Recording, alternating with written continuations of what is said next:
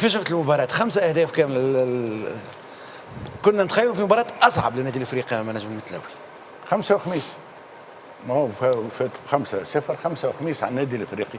النادي الافريقي قلتها الاسبوع الفارط كي يسجل بكري يولي فريق اخر. النادي الافريقي اليوم سجل من الدقيقه الاولى تقريبا والدقيقه الثانيه سجل هدف، تحرر الفريق ثم في تقريبا في منتصف الشوط هدف ثاني، ثم الشوط الثاني كان في طريق مفتوح. برشا ناس ربما يقول لك 5-0 فريق المتلوي ما كانش حاضر، فريق المتلوي نعرفوه صعيب. فريق المتلوي ربما مقابله وسط الاسبوع اثرت عليه بدنيا. وسط الاسبوع عمل مقابله كبيره برشا ضد الترجي الرياضي في رمضان وفي رمضان وماضي ساعه.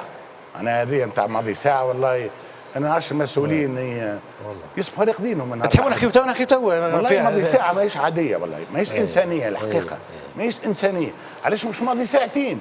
والعادي ماضي ساعتين على الاقل، وبالزهر سخانه معناها الطقس سخون ورمضان وصيام معناها. شوف تشكاو اغلبيه الفرق تشكيت حتى في التصريحات نتاعهم، حتى في التصريحات لا مش عادي، مش حتى الانسانيه تتشك. احنا حتى اللي يتفرج معناها مازال كي قام من النوم مازال ما قضاش الماتش يبدا، ما بالك اللاعبين والسخانه والدنيا. المسؤولين بالله كيفاش تفكروا كيفاش خموا شويه على الاقل على اللاعبين. انا والله عملت كيف يا جماعه هذه، عملت كيف على برشا حاجات، على لوبيز حارس نونت في فرنسا على غالب مش مستعرفين بسيدي رمضان. الليغ فرنسيز مش مستعرفه بسيدي رمضان. لوبيز حارس نونت وهو قائد الفريق وماهوش مسلم وما يصومش، عمل زعمه الى سيمولي ضربه باش يرقد هو معناها باش برشا ملاعبيه من فريق نونت 4 ولا 5 منهم لاعب النادي الافريقي معناها يوسف ومصطفى نتاع مصر الى اخره. الناس هاي بعض الصور هذه بس صوره متداوله، صوره متداوله تفرجوا في هكا، تفرجوا في هذا معناها سامحوني معناها تفرجوا في الملاعبيه معناها. عملنا كيف ايضا اسمه في اسبانيا لامين يامال صحيح وسجل 2 اهداف. واول سؤال سالوه له بعد المقابله ثلاثه اول سؤال سالوه له بعد المقابله اثر عليك سيدي رمضان؟ قالوا لا المولى سبحانه والى اخره. في انجلترا لا عندهم في يقصوا الاربيط الحكم يقص على لا معناها شوف هم يقصوا ياخذوا بعين الاعتبار خاصيات شهر سيدي رمضان. احنا ناخذوا بعين الاعتبار. يلعبوا ماضي ساعتين ونص شقان الفتره 6 و4 علاش؟ انا حرام. ومع عندنا كان جمهور محلي وفما كان قبل كنا نجم نقولوا فما تنقلات اللي يمشي يروحوا واللي باش كذا. ما عندك كان الجمهور المحلي بربي ارحموا كوارجيه نتاعنا والحكام والفنيين والتكنيسيان نتاع التلفزه اللي باش يمشي بكري باش يحط كاميرات وغيرهم. مشكله يا استاذ القرار هذايا راه عنده سنوات راه ماهوش جديد علينا من ايامات اللي احنا نلعبوا. هذايا بالنسبه لي انا قرار اجرامي يرتقي للاجرام. علاش؟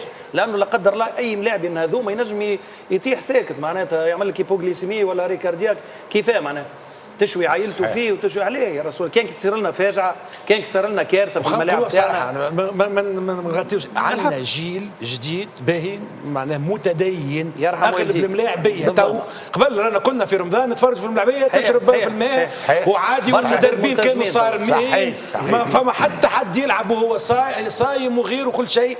انا خلطت حتى فما شكون جاب من الفريق الاهلي جابوا له امام جامع باش يقنعهم باش يفطروا. الان عندنا جيل من اللاعبين متدينين صحيح معناها صحيح. حتى في الصلاه نتاعهم حتى في الصلاه نتاعهم شفنا تشكيات في الكره الطايره ايضا. فما لاعبين قال لك احنا نلعبوا في وقت صلاه الجمعه. جمهور سياسي ما مشيش للماتش، ما مشيش للمباراه خاطر وقت صلاه الجمعه.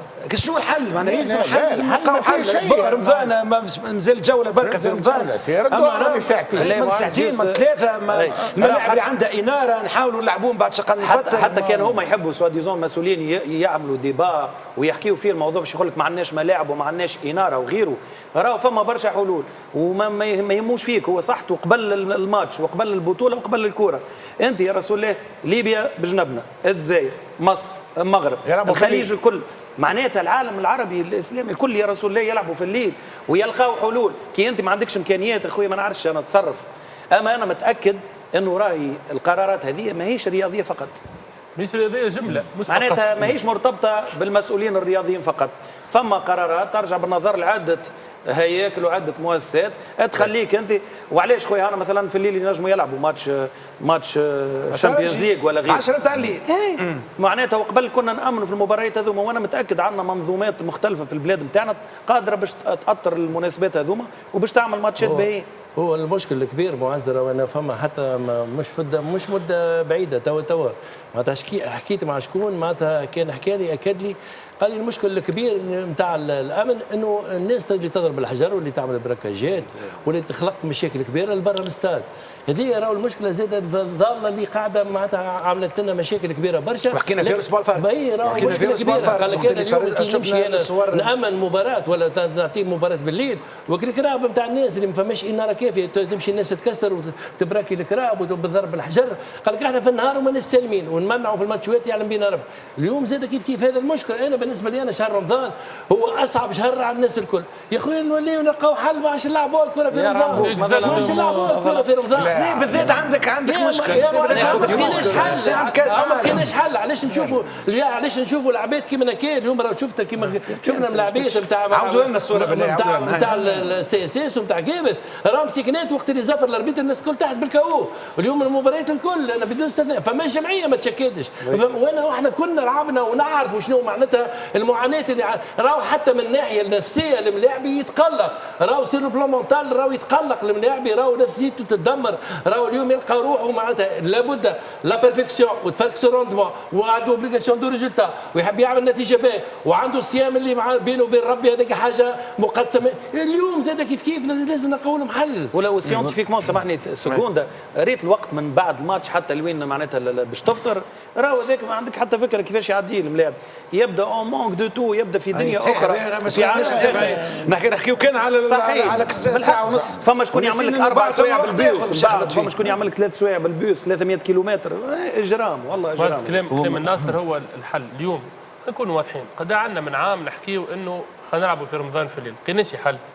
ما لقيناش باش نلقاو حل اليوم ماناش باش نلقاو. باش نقعدوا العام الجاي باش نعاودوا نتلموا كيف هكا وباش نعاودوا نحكيو على رمضان وما نجمناش نلعبوا. الاحسن كيف ما قال الناصر انه نقراو حسابنا بيسكو نحن الامور ليست رياضيه فقط وفما عديد الاطراف المتداخله اللي ما نجموش نلعبوا في الليل. الله غالب بالاطراف المتداخله الكل ما نجموش نلقاو قرار وما نجموش نلعبوا بالليل. دونك نقراو حسابنا في كالندريه من اول السيزون كل بلاد ورطالها. فما بلاد في الثلج ما تلعبش وتوقفك الشهر شهرين.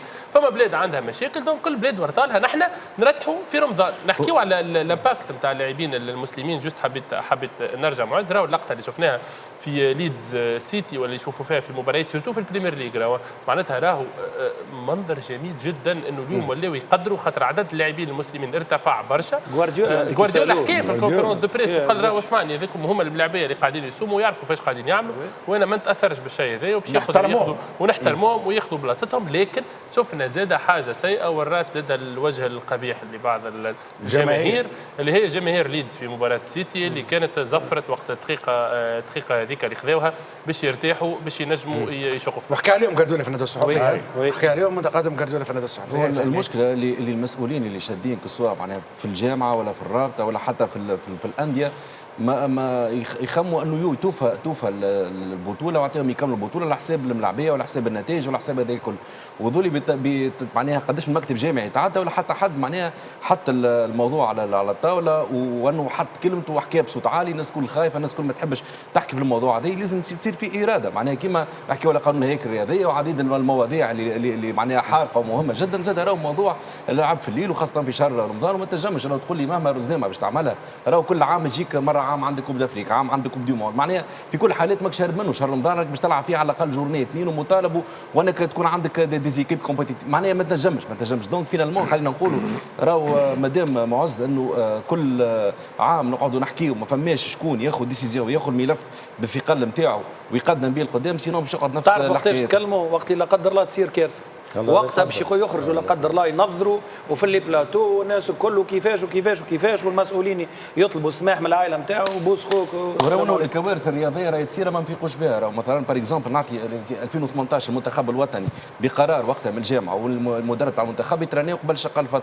بعد شفنا المنتخب في الكوب دي موند كيفاش فيزيكمون طحنوا وقالوا راهو التدريب اللي كان تعمل وقتها تعمل قبل شقه الفتره. بار اكزومبل انا نحكي ثم انديه اللي لعبت برشا ماتشات في رمضان وقت اللي بعد خرج رمضان لعبت مباريات مهمه سواء تشامبيونز ليج وغيره من بعد لقاو روحهم ابلا الترجي مثلا راهو يخلي السيكل نتاعو راه الريسك نتاع البليسيور. نرجع مباراة النادي الافريقي. انت حليت القوس. خذيت بتاع 5 دقائق. مقفى عينه تعملوا المقفى. حبيت نقول مفرقه. لا قل بين قوسين ولا بين ظفرين وانتهى الموضوع. لا بالله في كلمه يلعبوا ماضي ساعتين مش ماضي ساعه، ما قلناش في الليل يلعبوا ماضي ساعتين كما قال لك رضوان من بعد ماضي ساعتين يكملوا الاربعه على 4 ونص انتهى الموضوع. انا على الاقل ساعه من زمان. يا فتحي المتداخلين في الميدان الكل يكملوا الأربعة ونص ما يساعدهمش الوقت انهم يكملوا الأربعة ونص، دونك قدموا ما ساعه باش الناس الكل تاخذ فطر هذاك علاش للجميع. ونسينا الملاعبين ونسينا الملاعبين مانيش مع الاكتور الاهم مانيش معاه مانيش معاه جوست قاعد نفسر علاش قدموا ما ساعه. النادي الافريقي اليوم عمل مقابله مرجعيه الحقيقه. تسجيله الهدف الاول مبكرا فتح الشاهيه نتاع الفريق، فتح اشياء وقص الصيام نتاعو في الاخير. الخضراوي كان صايم عنده عام واش قص الصيام نتاعو اليوم ورجع في فورمه كبيره. الفريق النادي الافريقي اليوم عمل مقابله الحقيقه كبيره برشا، قلت خمسه وخميس على النادي الافريقي. فما ملاعبي ما ندخلش برشا في الجزئيات، فما ملاعبي ابهرني اليوم. السيري الظهير الايسر للنادي الافريقي ظل لي 3 اسيست وهدف، 2 اسيست وهدف. لاعب فعلا استثنائي. ربما توا على الجهه اليسار عندنا ما شاء الله من الملاعبيه اللي نخمم على الفريق الوطني اليوم يعمل مقابله مرجعيه وياخذ حقه شويه السيري، لانه من جمعيه لجمعيه ومشى للترجي وما لعبش ومشى اليوم لقى حقه ورجع له ربما القدر نتاعو والقيمه نتاعو. اليوم الناس تحكي على السيلي اللي كان لاعب في وسط ملاعبيه فقط، اليوم على الاقل رجع في الواجهه. والنادي الافريقي 15 مقابله دون هزيمه للنادي الافريقي. رقم اخر الخضراوي سجل هدف بعد 374 نهار، الهدف الاولاني اللي سهل المباراه على النادي الافريقي. انا بالنسبه لي انا حبيت نحكي منين كملت انت على الخضراوي اللي ما يلزمناش ننساو اللي كانت عليه ضغوطات كبيره وعليه ضغوطات كبيره معناتها جماهير النادي الافريقي في وقت من الاوقات والناس الكل معناتها حتى احنا انا واحد من الناس نحكي معناتها على روحي باش ما نحكيش على غيري. انا واحد من الناس كنت نستنى منه مردود يكون خير، لكن ظهر لي لا فورس دو كاركتير اللي عنده والوقت اللي قعد يريزيستي فيه باش اليوم بدا يوصل للغله اللي هو حاجته بها الفروي نتاع التعب هذاك نتاع المجهود. اليوم اللي جينيرو سجل هدف في وقت مهم، الهدف هذا باش يعطيه ثقه برشا باش يخليه ينجم يكمل المشوار. وفما حاجه اليوم اللي تحسب للكلوب افريكان اللي هذه في وقت مش بعيد كانت مشكله في الكلوب افريكان. اليوم الكلوب افريكان فما ثقه نتاع مجموعه قاعده تكبر وفما ثقه قاعده تتكون والفريق ولا يعرف ينتصر ويعرف كيفاش يبدا المباريات نتاعو ويوفى المباراه. ذا فوزي بنزرتي اللي تاد سبرين نتاعو هذا حبه من حبه ولا كره من كره. فوزي بنزرتي يقعد الليدر في تونس في معناتها لا وين يمشي الجمعيه يحب الربح ديما جيعان ديما رباح. فما مدربين يعمل لك 2 ماتشات 3 ماتشات يخرج لنا في التلفز يولي لنا سيد بوكلاده. اليوم فوزي بنزرتي عنده قدام من عام مازال نفس الخطاب نفس الكوميونيكاسيون نفس العطاء نفس الحب نفس الغرام نفس الجوعه. شفت فوزي بنزرتي الرياكسيون نتاعو كيما عنده 20 سنه التالي و25 سنه التالي يقطع مريول ويقطع درا شنو نفس الطريقه ونفس الاسلوب. الانسان الرباح هذا الى ترانزمي الملاعبيه عطاه ولا وصلت الملاعبيه. اليوم النادي الافريقي الحق نتاع ربي قاعد ماشي في ثنيه صحيحه. الحق نتاع ربي زاد جماهير النادي الافريقي انا نقولها ونعاودها تستاهل تشوف الفريق نتاعها كي على خاطر جماهير النادي الافريقي في ال10 سنوات الاخرانيه تعبت مع الفريق نتاعها كل مره تجيها لوبستاكل تجي مشكل من المشاكل. اليوم ظهر يبداو يشوفوا الفروي نتاع الصبر نتاعهم زاد كيف الهيئه المديره زاد كيف محسن الترابلسي الدكتور محسن الترابلسي. فما حاجات اللي هي في الكلوب ما كانتش موجوده تحس فما رزانه فما ستابيليتي في اداره ما عادش برشا كلام قاعد يخرج على اليمين وعلى اليسار. في وقت من الاوقات الكلوب الافريكان صابوره منشور الناس كل تحكي عليها اللي يصير في الفستير الناس كل تسمع به. اليوم ظهر لي فما حاجه اللي هي معناتها ولات مقدسه بالنسبه للاخبار نتاع النادي الافريقي. هذا الكل يخلي النادي الافريقي اليوم في الثنيه الصحيحه. خضراوي مسكين راهو كان ضحيه يمكن تصريح تافه اللي خلاه يتحط على ضغط لمده طويله.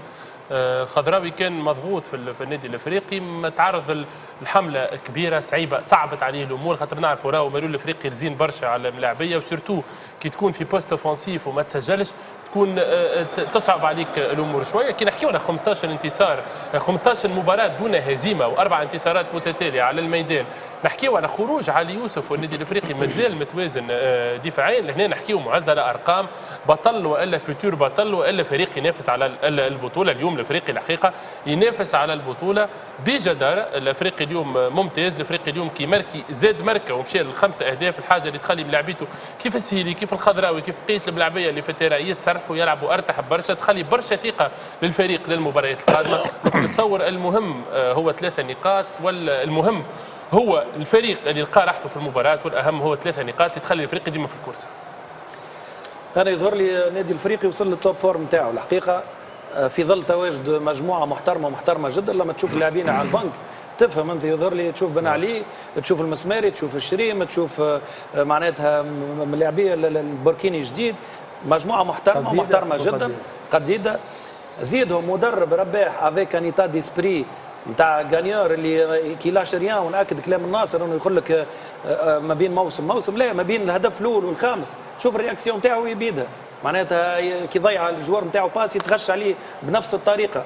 دونك تفهم لهنا شنو هما الحاجات اللي عداهم اللاعبيه نتاعو، وفما حاجات راهو في الكره ما تكذبش. انا كي نشوف الفرحه نتاع الملاعبيه بعد كل بونت وكيفاش سوليدار ومع بعضهم ويد واحده، تفهم فما مجموعه قويه برشا في النادي الافريقي وقادره باش تنافس على اللقب الموسم هذايا وتمشي لبعيد. فما ملاعبيه الحقيقه ما نجمش ما نحكيش عليهم في المباراه هذه، لانه لما تشوف انت شكون اللي يسجل الاهداف مثلا تلقى عندك الزعلوني والسهيل، لي بوست نتاع سون دو زاريير لاتيرو. دونك تفهم انه في السيركوي نتاع سي فوزي يعتمد برشا على الاظهره، وخاصه زاد على المهاجم نتاعو باش يخلي بور ليبري ليسباس. وتقريبا فما تنويع ممتاز جدا في الاهداف، 5 اهداف متنوعين. معناتها النادي الافريقي اليوم قادر يسجل في كرات ثابته، في هجمه مركزه، في هجمه مرتده، عنده لي زاتو الكل. ما ننساوش الحقيقه السيلي، علاش انا حبيت نحكي عليه اليوم، لانه اللاعبي هذايا تعدى بفترات صعيبه وكان حتى معناها امور غير رياضيه تظلم في برشا حاجات. اليوم كي تشوف ملاعب يرجع بالكاركتير والفورس هذيك تقول له برافو، لكن لازم يكمل يخدم على روحه لانه عنده مارج دو بروغريسيون محترمه. ما ننساوش راهو الزمزمي بالنسبه لي انا سي البارومتر نتاع النادي الافريقي، بالرغم برشا عباد تحكي عليه كلام اتوري ترافير، لكن الملاعبي هذايا ممتاز. في مباراه اليوم توقيت الهدفين الاولاني في اول دقيقه تقريبا والثاني في اخر الشوط الاول سهل برشا المقابله على النادي الافريقي وخلاه ينتصر بنتيجه عريضه. المتلوي راهو كانوا عنده دي سيكونس بعد الهدف الاولاني، وصل حتى للكاج وكان قادر باش يعدل النتيجه، لكن النادي الافريقي كان بلو ديتيرمينون وعرف كيفاش ياخذ المباراه نتاعو. شو نتغير في النادي الافريقي السنه فهمي حسب رايك؟ عقليه فوزي بنزرتي، عقليه الرباح. كنا نشوف عناول بيتوني اللي عملوا في النادي الافريقي، راهو كارثه اللي عملوا في النادي الافريقي. في التراف قال ما نلعب حتى ماتش اميكال، الانتدابات ما فماش، مدرب معناها كل ماتش بتشكيله، طلع بنظريه جديده في عالم كره القدم. قلنا يطلع سابق عصر المدرب هذا، يطلع في الاخر ما احنا سابقينه ويطلع ما يتعلم منا نحن في تونس. مالوريزمون لو انه يبقى معناها اسم محترم، ما خلينا نقولوا اليوم اللي ناقص النادي الافريقي هو المدرب. جاء مدرب يعرف ايش قاعد يعمل. عندك في راس شوات اللي عامل النادي الافريقي ما عندوش بونتا، ما عندوش هداف، مرة عنده هداف في راس شوات، وقلنا تقريبا من احسن المهاجمين اللي دخلوا لتاريخ النادي الافريقي واللي تم انتدابهم. اليوم النادي الافريقي تقريبا ماتش بلان خلينا نقولوا معناها تحب عليه اليوم جمهور النادي الافريقي، توجد الاهداف الاداء الروح الجرينتا اللي تحب عليه كله موجود في ماتش اليوم. ثم حاجه لفتت انتباهي معز في الماتش هذا، اول مره من سنين ممكن النادي الافريقي يهبط لك بتشكيله 11 جوار تونسي الكلهم اليوم، بن شامخ، زعلوني، السيلي، بوعبيد، بن عبده، زمزمي، الحارز، ايت مالك، خضراوي، بوقره، شوات، ولا ملاعبي اجنبي كلهم الاجانب على البنك. يوريك هنا لا ريشيس نتاع ليفيكتيف، لانه براتيكمون ديما تلقى اكسيال اجنبي، الوسط معبي بالاجانب، تلقى البونتا نتاعك اجنبي. اليوم النادي الافريقي تلموه عنده ريشيس وعنده كاليتي، مشى في الكاليتي في تونس. كلمه على الخضراوي اليوم، راهو الخضراوي امن به فوزي بنزرتي، والوحيد اللي امن به هو فوزي بنزرتي، والكلنا ضد الخضراوي. ونذكروا الخضراوي مشى للمنتخب وقت اللي فوزي بنزرتي مدرب المنتخب، ومانيش فاهمين علاش، لانه فوزي بنزرتي وقت اللي يحط اللاعب في مخه يمن به، وكان الحقيقه في معناها في الثقه اللي اعطاها فيه المدرب. ما ننساوش راهو ثم ملاعبي مهم جدا في النادي الافريقي اسمه ايمن الحرزي.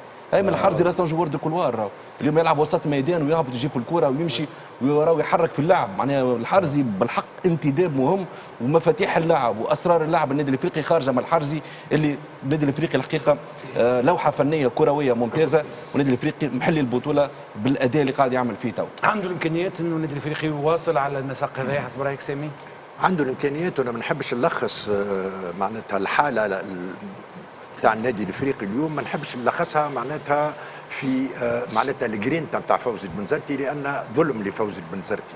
شوف ثم اون بروغريسيون كوليكتيف اون بروغريسيون انديفيدويل.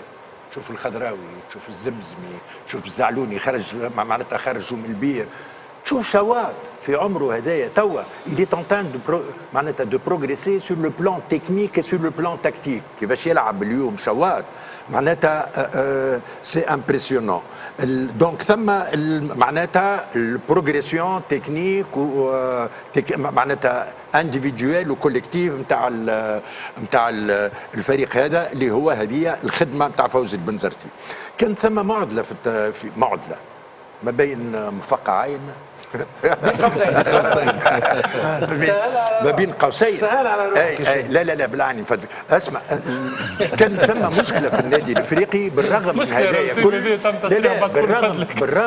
بالرغم معناتها من البروغريسيون هذه وكل قعد معناتها شوات ديبوندون، يماركي شوات ما يماركيش شوات. اليوم الخضراوي كانت عنده نفس المشكله راهو في الملعب التونسي، ما كانش يماركي، كان يلعب قدام ما كانش يماركي. اليوم عندك اليوم تحلت العقده هذه، تماركي 5 أهداف النادي الافريقي، 4 لاعبين اخرين يماركيو مع معناتها شوات. وعندك الحاجه الاخيره معناتها القوه الضاربه نتاع النادي الافريقي مش اللي شفناها اليوم برك، اليوم عنده بليزيور فورمول، زيدهم هذوما زيدهم قديده لو جور و il va être intégré ou prêt physiquement وكل c'est un grand joueur راهو فهمت. دونك sur le plan individuel sur le plan معناتها كوليكتيف sur le plan mental وبعد البروغريسيون هذه تكور النادي الافريقي تكور وتفرج. مازلت عنده كلام عن مباراه النادي الافريقي. شنو نفس السؤال نحب نعاودوا فتحي، شنو اللي تغير في النادي الافريقي؟ عدا فوزي بنزرتي ما نجمش يكون المدرب بركه هو اللي غتغير. لا مش مدرب غير الجمعيه كامله. لا ما نجمش مدرب. انا اللي نحب نقوله انه الملاعبيه ربما رجعت فيهم الثقه وخليني نقول وما غير واحده. جمهور النادي الافريقي يخوف بمعنى وانه اصبر كما قال الناصر وقالوا الولاد صبر ياسر على الملاعبيه. معناها الملاعبيه في وقت ما غزروا لروحهم المرايه. قاعدين نعطيوا لها الناس اللي قاعده تجري معانا وواقفه معانا في السراء والضراء. اذا الثقه رجعت للملاعبيه. انا اليوم زعنوني والسيلي لي دو زارير شوف وين كانوا وين ولاو. زمزمي عملناه ولا زمزمي راهو مشكلته المكان نتاعو فوق الميدان مش بلاصتي. يعني المكان نتاعو فوق الميدان، ما يوريكش اللي هو، بينما هو لا بيس متريس نتاع النادي الافريقي، هو روح النادي الافريقي. هو يذكرني شويه دون المقارنه مع نجيب غميض وقت اللي كان في انتم صغار. ما غلطتش عليه ناصر مازلت صغير. مالك خلط عليه؟ معناها لو رولو مسكور، بينما هو كل شيء يخرج من عنده كل شيء. اذا النادي الافريقي اليوم روح جديده، الثقه رجعت للملاعبيه. بطبيعه الحال فما فوزي البنزرتي اللي اعطاه الروح هذه. مالك الثقه وريح والديفي زاد راهو. نحكيو على 15 مباراه متتاليه دون هزيمه النادي الافريقي. اخر هزيمه كانت قدام المتلوي يعني. دونك اليوم كيف ترجع وتربح المتلوي بخماسيه حتى راهو الثقه ممتازه للفريق. هي زوج هزايم فقط النادي الافريقي في الموسم، صحيح، ضد المتلوي وضد الترجي الرياضي الجرجيسي في بدايه الموسم. وفما حاجه مهمه برشا انه المتلوي زاد يتعدى من فتره صعيبه، 7 مباريات بدون انتصار، معناتها حاجه مهمه برشا. المتلوي معناتها في التيران نتاعو عمل 3 فيكتوار 8 ماتشات، ما خسر حتى مباراه، لكن مش قاعد يربح معز. معناتها تعرف ماتشات النيول بعد ساعات في وقت من الاوقات مش هي بيدها. الجوله هذه فتحي لا فيهاش، فما فريق وحيد عنده احتجاجات كبيره على التحكيم، طبعا نسمعوا نائب الرئيس نتاعو، لكن فما فريق ثاني زاد الاتحاد الرياضي المنستيري زاد مش راضي على الهدف. ادخل ناخذ راي خبيرنا في التحكيم فورماتور في الحكام انيس دحام. مساء الخير. معز صح شريتك، تحيه ليك، تحيه لضيوفك في البلاتو، تحيه للساده المشاهدين. نبداو بالهدف الاتحاد الرياضي المنستيري الملغى ضد النادي الرياضي البنزرتي، لا يركز لي مليح في هذه. باهي معز، نبداو باللقطه الاولى في ملعب 15 اكتوبر مباراه النادي البنزرتي والاتحاد المنستيري. نشوفوا لقطه الهدف الملغى في هدف الاتحاد المنستيري الغاءه من الحكم الفار. نشوفوا اللقطه مع بعضنا، نشوفوا تدخل المهاجم على المدافع، فما قفز وعمليه استعمال الايدي، بلوكاج نتاع الديفونسور، ما خلاش المهاجم، ما خلاش المدافع يصعد الكره، ما خلاش يلعب الكره. اكيد خطا من المهاجم على المدافع، واضح الخطا، القفز على المنافس مع استعمال الايدي، عمليه بلوكاج واضحه للمدافع، ما خلاش المدافع يلعب الكره. اكيد جدا خطا على المدافع. والهدف الملغى كان قرار صائب. نشوفوا التمركز نتاع الحكم ايمن النصري في هذه اللقطه، زاويه الرؤيه كانت مفتوحه بالنسبه له هو، الا انه لم يستطع اخذ القرار الصواب، لانه الحقيقه نتفاعل مع الاخوين في البلاتو على مستوى توقيت البطوله وتوقيت اللعب. بالحق اليوم الحكام نتاعنا قاعدين يعني ونشوفوا فيه زاويه الرؤيه قدامه مفتوحه، ورغم ذلك ما اخذش القرار الصحيح، التجا للفار لاصلاح القرار نتاعو. اكيد جدا انه في ظروف رمضان والظروف الصعيبه هذه الحقيقه، واليوم قاعدين نطالبوا من الحكام نتاعنا على مستوى التحكيم العصري مجهودات جباره على المستوى البدني وعلى المستوى الذهني. نعرفوا مليح اليوم راه في التحكيم العصري فما مجهودات كبيره برشا على المستوى البدني، وكذلك على مستوى الاعتبارات وقراءه اللقطات. اكيد جدا كي يبدا حكم صايم، حكم في ظروف صعيبه، اكيد جدا في توقيت صعيب في رمضان، نجم تكون لقطات رغم زاويه الرؤيه كانت مفتوحه، ما نجمش ياخذ القرار الصحيح.